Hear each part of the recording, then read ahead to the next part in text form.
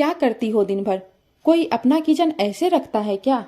अरे देखो, पोर्च में कितने जाले लगे हुए हैं। 10 दिन के लिए आई मम्मी जी के ताने सुबह से शुरू है और मैं कैलेंडर में दिन गिन रही हूँ कि आज से 4 दिन और झेलना होगा इन्हें। मुझे कभी कभी खुद पर शर्म आती है, मैं कैसी हो गई हूँ। जिस सास को माँ का दर्जा दिया था उसी के जाने के दिन गिन रही हूँ। तब तक मम्मी जी का कोई नया उपदेश शुरू हो जाता। कभी कहती किचन नहीं चमकता, कभी कहती कपड़े स्टोर क्यों करती हो, रोज क्यों नहीं धोती, तो कभी बच्चों की अलमारी व्यवस्थित क्यों नहीं है। कुछ दिन के लिए आती और मुझे मशीन बना देती, फिर भी खुश नहीं होती।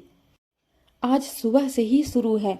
कह रही थी मेरे घर में मैं चैलेंज देती थी कि कोई धूल खोज के दिखा दे, अलमारी का हर कपड़ा व्यवस्थित रहता। उस टाइम तो हमने कोई मेड भी नहीं रखी थी। 4 बच्चे पाल लिए हमने और आजकल के लोगों से 2 बच्चे पालना आफत हुआ है। राहुल चुपचाप सब सुन रहे थे। मैं बच्चों का लंच तैयार कर रही थी। मेड भी उनकी बातें सुनकर मुस्कुरा रही थी। मेरी आंखें रह रह कर छलक रही थी, लेकिन बस यही सोचकर शांत थी कि इन्हें बस 3 दिन और झेलना है। तब तक राहुल बोले, अरे प्रिया, तुम्हें एक बात बताना भूल गया। कल आदित्य की क्लास टीचर का फोन आया था। आदित्य का science project inter school science exhibition competition में चुना गया है। बहुत तारीफ कर रही थी। मम्मी जी तुरंत बोली, आदित्य है ही होशियार, एकदम तुम पर गया है। अरे नहीं माँ, मुझे नहीं आता ये सब। मैं तो खुद ही अपना प्रोजेक्ट दोस्तों से बनवाता था। ये सब तो प्रिया की मेहनत है। मम्मी जी चुप हो गई, कुछ नहीं बोली। तब राहुल बोले, अच्छा प्रिया, वो राजीव यूनियन बैंक का शेयर बेचना चाह रहा है, क्या बोलूं उसे? अभी मना कर दीजिए, कुछ दिन रुक जाएं, अभी रेट ठीक नहीं चल रहा है। मम्मी जी राहुल से कहने लगी, राजीव तुमसे पूछ रहा था या प्रिया से? राहुल हंसते हुए बोला, माँ, प्रिया को शेयर मार्केट का अच्छा नॉलेज है तो सब इसी से पूछते हैं, और खुद मैं भी। माँ को शांत देखकर राहुल बोलने लगे, माँ, आपके समय में आप लोगों को पढ़ने लिखने की छूट नहीं मिली। आप लोगों की दुनिया हम और हमारा घर थे। पापा ही बाहर का सारा काम करते थे, राशन, बैंक, यहाँ तक कि हमारे स्कूल भी आपको अकेले नहीं जाना होता था। लेकिन अब जमाना बदल गया है, औरतों की जिम्मेदारियां बहुत बढ़ गई है।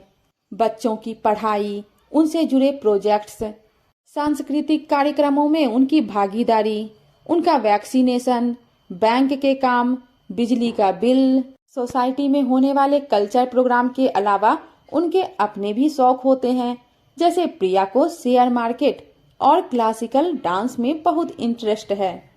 अब इतने सारे काम के बावजूद घर का थोड़ा बहुत हिस्सा कम चमका या नाश्ते में पराठे की जगह सैंडविच बन गया तो आप उसे कामचोर या खराब हाउसवाइफ तो नहीं कह सकती ना।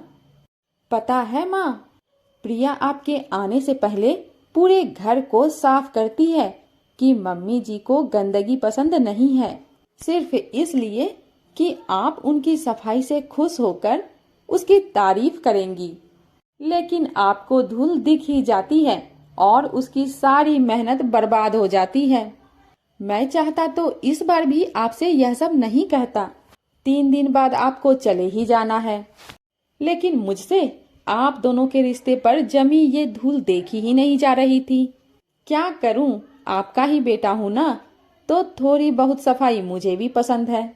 हो सकता है आप लोगों की नजरों में वो परफेक्ट हाउसवाइफ नहीं है, लेकिन मेरी नजर से देखिए माँ, तो आपको भी उसके अंदर एक परफेक्ट बेबी, परफेक्ट माँ और परफेक्ट बहू दिखाई देगी। माँ ने मुझे बुलाया। मेरे आंसू मेरे नियंत्रण का बांध तोड़ चुके थे। मैं उनके पैर के पास बैठ गई। उन्होंने मेरा चेहरा अपने हाथों में लेकर कहा, सच कह रहा है राहुल, मेरी नज़र कुछ खराब हो गई है।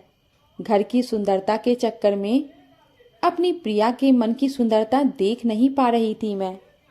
यही तो मेरे घर की परफेक्ट बहू है, जिसने अपने ज्ञान का बखान कभी हम लोगों के सामने नहीं रखा। अरे बेटा, मुझे कब दिखाएगी अपना डांस? दोस्तों, ये तो थी प्रिया की कहानी।